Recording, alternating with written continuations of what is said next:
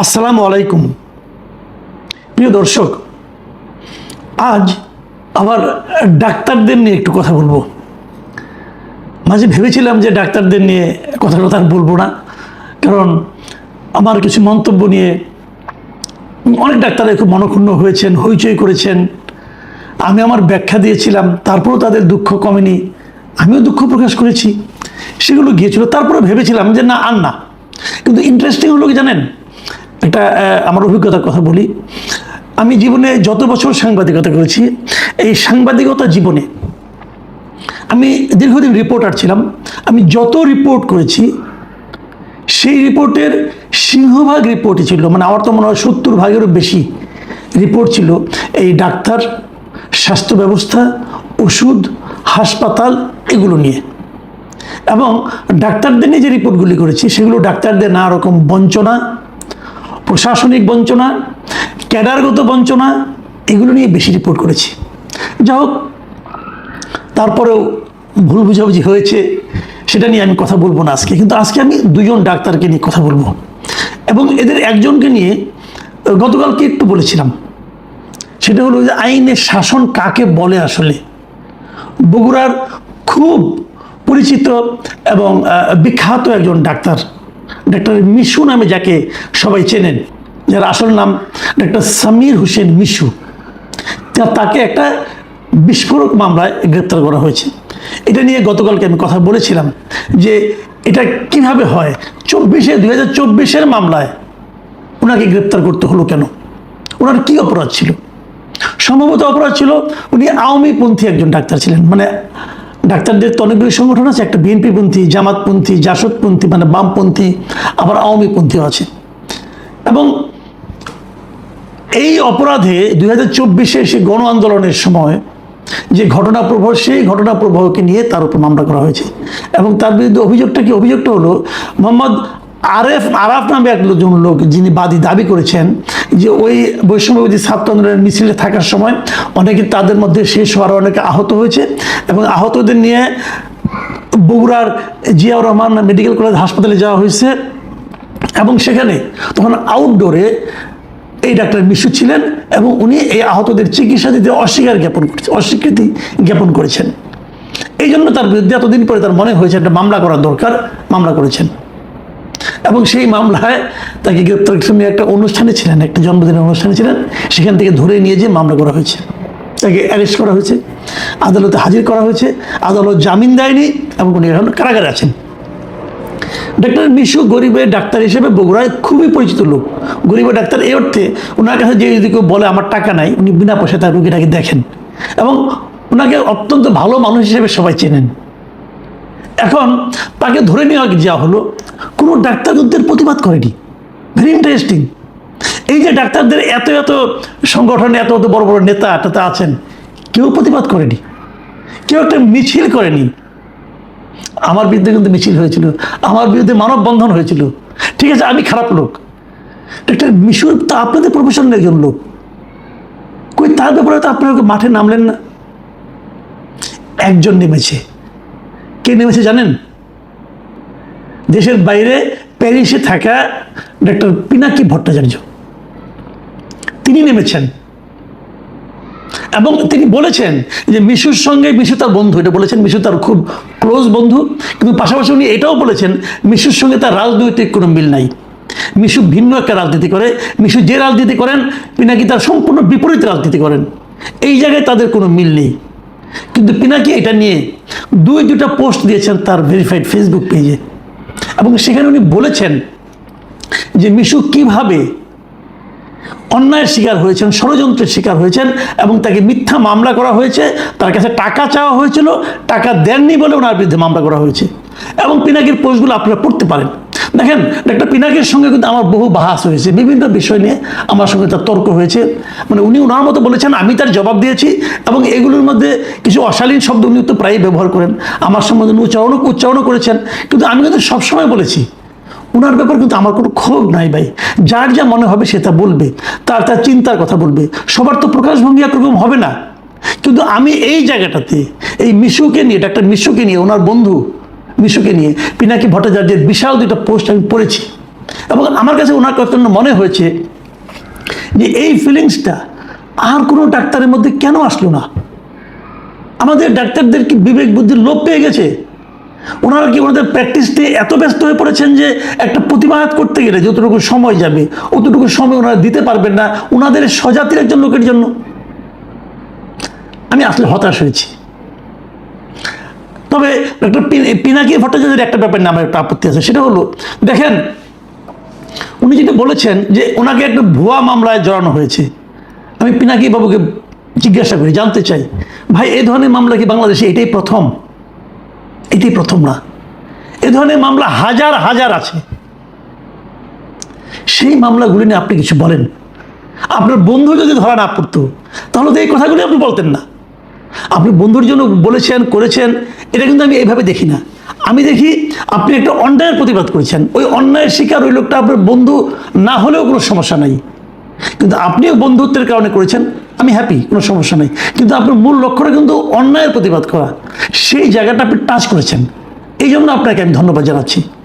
কিন্তু পাশাপাশি এটাও বলছি, এরকম সংখ্যা কত হবে বলেন আপনি? কত অসহায় নিরীহ কিছু জানে না বুঝে না তাদেরকে নিয়ে ঢুকে দেওয়া হয়েছে মামলায়। এবং যত মামলা এখন হচ্ছে মানে অন্য একটা ঘটনা, সে অপরাধী হয়তো হতেও পারে, তাকে ধরেছে 2 বছর আগে একটা মামলায় ঢুকাই দেওয়া হচ্ছে।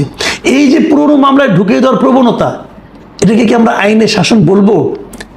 এবং এই আইনের যে অপশাসন, আইনের নামে যে অপশাসন, এক্ষেত্রে আমি ডাক্তার পিনাকি ভট্টাচার্যের ভূমিকা কামনা করছি, প্রত্যাশা করছি।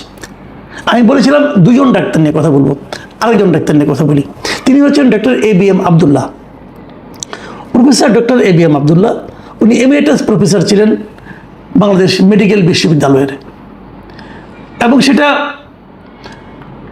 বেশ মানে আপনার শেখ হাসিনা সরকারের শেষ দিকে উনি এই পদ ওনাকে দেওয়া হয়েছিল। এটা একটা সম্মানজনক পদ। এমিরেটাস অধ্যাপক কিন্তু কারো চাকরি মেয়াদ শেষ হয়ে গেলে, চাকরি জীবন শেষ হয়ে গেলে সম্মান সূচক তাকে দায়িত্বটা দেওয়া হয়, তাকে একটা বসার জায়গা দেওয়া হয়, তাকে কিছু ক্লাস নেওয়ার জন্য অনুরোধ করা হয়। উনি চাইলে কিছু ক্লাস নিতে পারেন, কিছু গবেষণা করতে পারেন, এগুলো করার জন্য ওনাকে একটা সুযোগ দেওয়া হয়।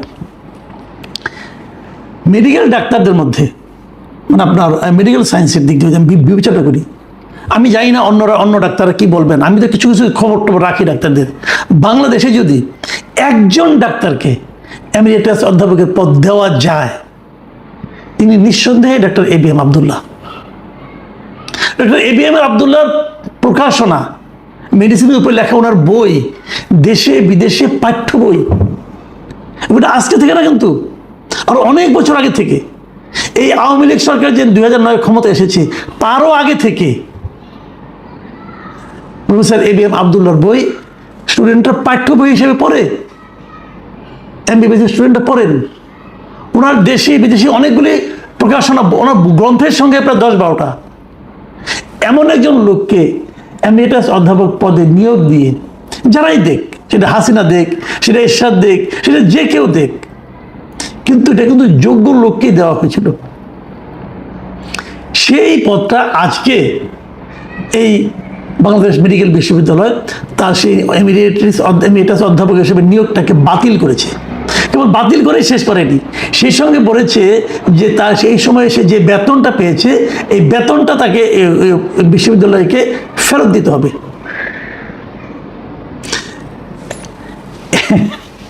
এ নিয়ে প্রফেসর আবদুল্লাহর একটা প্রতিক্রিয়াও দেখলাম।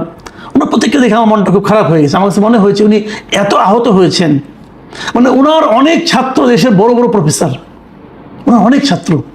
এবং বিশ্বাস করেন, আমি এ যাবৎকালে কখনো কোনো দিন প্রফেসর ABM আবদুল্লাহর ব্যাপারে কোনো নেতিবাচক কথা আমি কোনো চিকিৎসক কিংবা অন্য কারোর মুখে শুনিনি, এই পর্যন্ত শুনিনি ভাই। বাংলাদেশে যদি একজন ঋষিতুল্য ডাক্তার থেকে থাকেন তা এটা এই প্রফেসর ABM আবদুল্লাহ। আমি যখন ডাক্তারদের সম্পর্কে একটা মন্তব্য করেছিলাম, আমাকে অনেকে বলেছিলেন, আমারই একজন পরিচিত, উনিও একজন ডাক্তার প্রফেসর, উনি আমাকে বলেছিলেন আপনি যেটা বললেন, আপনার কাছে গিয়ে এটা বলার সময় একবার প্রফেসর ABM আবদুল্লাহর চেহারাটা মনে ভাসেনি। বিশেষ করে আমি লজ্জা পেয়েছিলাম। আমি বলেছিলাম, ভাই আমি তো ঢালাওভাবে সবাইকে বলিনি, আমি কাউকে কাউকে বলেছিলাম, কিন্তু তারপরেও আমার বলাটা ওইভাবে শব্দটা উচ্চারণ করা ঠিক হয়নি, এটা আমি স্বীকার করেছিলাম। কিন্তু পাশাপাশি আমি এটাও বলেছিলাম, দেখুন প্রফেসর এবিএম আবদুল্লাহ হলো উদাহরণযোগ্য একজন মানুষ, তো তাকে অপমান করে বাংলাদেশ মেডিকেল বিশ্ববিদ্যালয় কি অর্জন করলো আমি এটা এখনো বুঝতে পারি না। এবং আমি এটাও বলবো, হ্যাঁ ঠিক আছে, ওনার অপরাধ নিশ্চয়ই একটা ছিল, উনি ওই সময়ের প্রধানমন্ত্রী শেখ হাসিনার ব্যক্তিগত চিকিৎসক ছিলেন। এখন প্রধানমন্ত্রীর ব্যক্তিগত চিকিৎসক হওয়া যদি অপরাধ হয়, দেশে এখনো একজন প্রধানমন্ত্রী আছেন, তারও একজন ব্যক্তিগত চিকিৎসক থাকবেন, সরকার পরিবর্তন হলে কি তিনিও অপমানিত হবেন? তাহলে তো কেউ ব্যক্তিগত চিকিৎসক হতে যাবেন না, ধান্দাবাজার যাবেন, আর কেউ যাবেন না। ওই সময় কিন্তু এই শেখ হাসিনার আমলে খালেদা জিয়ারও একজন ব্যক্তিগত চিকিৎসক ছিলেন, ডক্টর এজেড জাহিদ হোসেন, উনি এখন মন্ত্রী পদে আছেন। কই তখন তো ওনাকে অপমান করা হয়নি এভাবে? ওনাকে কি বলা হয়েছিল যে তুমি বাংলাদেশে প্র্যাকটিস করতে পারবো? উনি তো দুইটা বড় বড় হাসপাতালে প্র্যাকটিস করতেন, ল্যাবরেটরি প্র্যাকটিস করতেন, ইবনে সিনা প্র্যাকটিস করতেন, ওনাকে প্র্যাকটিস থামিয়ে দেওয়া হয়েছিল? ওনাকে কোনো মব করা হয়েছিল? উনি তখন মন্ত্রীও হয়েছেন। তো এই বিষয়গুলি ডক্টর জাহিদ হোসেন কি দেখেন না যে ওনাদের একজন টিচারকে কীভাবে অপমান করা হলো? হতে পারে ভিন্ন মতের, হতে পারে একজন আওয়ামী লীগ করবে, একজন জামাত করবে, একজন জাসদ করবে, একজন অন্য কোনো বাম দল করবে, হতেই পারে, এটা তো ব্যক্তিগত ব্যাপার। ডক্টর এবিএম আবদুল্লাহ উনি ওনার চিকিৎসা জীবনে, ওনার প্রফেশনাল লাইফে, চাকরি জীবনে উনি কাউকে দলীয় কারণে কারোর সঙ্গে দুর্ব্যবহার করেছেন, একটা উদাহরণ কেউ দিতে পারবেন? তাহলে ওনার সঙ্গে এত বড় দুর্ব্যবহারটা না করলে হতো না? আমি ডক্টর মিশু এবং ডক্টর প্রফেসর আবদুল্লাহ, আমি দুজনকে কিন্তু একইভাবে দেখতে চাই। আমি দেখতে চাই এই কারণে যে তারা একটা পেশায় আছেন এবং দুইজনের প্রচুর সুনাম। আজকে দেখবেন, আমি একটা কথা বলি আপনাদেরকে ফাঁকে, আজকে দেখবেন একজন অধ্যাপকের কাছে যান আপনি ডাক্তার চিকিৎসা করতে, তার ভিজিট দেখবেন কত টাকা, ১,৫০০ ২,০০০ টাকা পর্যন্ত একজন প্রফেসরের ভিজিট আছে। যারা জানেন তাদেরকে বলি, প্রফেসর আবদুল্লাহর ভিজিট কি ৫০০ টাকা পর্যন্ত ছাড়িয়েছিল? উনি ভিজিট এত কম নিতেন। উনি যখন প্রফেসর, ডেঙ্গুর সময়, আমার সময় কিছু স্মৃতি আছে, এই যে বাংলাদেশে ডেঙ্গু রোগ, আমরা যেটা ডেঙ্গু বলি, এই ডেঙ্গু রোগটা যে বাংলাদেশে যে ডেঙ্গু নামে একটা রোগ আছে, এটা প্রথম বলেছিলেন এই প্রফেসর ডক্টর এবিএম আবদুল্লাহ। প্রথম উনি আইডেন্টিফাই করেছিলেন যে এই রোগটা, যে রোগে মারা যাচ্ছে, এই রোগটা ডেঙ্গু রোগ, এই রোগটা এডিস মশার কারণে হয়। এটা প্রথম বলেছিলেন প্রফেসর ডক্টর এবিএম আবদুল্লাহ।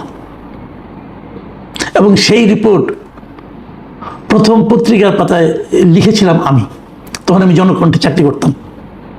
যারা সাংবাদিকতা করেন তারা জানেন, যারা ওই সময় চিকিৎসক আছেন তারাও জানেন। যাই হোক, সেটা এক ব্যাপার, এটা প্রাসঙ্গিক নয়। কিন্তু আমি যেটা বলছি, প্রফেসর আবদুল্লাহ হলেন সেই মাপের একজন ডাক্তার। একজন ডাক্তার কিন্তু দেখলাম না প্রতিবাদ করতে প্রফেসর আবদুল্লাহর এই অপমান নিয়ে, অথবা ডাক্তার মিশরের এই অপমান নিয়ে। দুটোকেই কিন্তু আমার কাছে অপমান মনে হয়েছে। এবং আমি বলবো এটা সুশাসন নয়।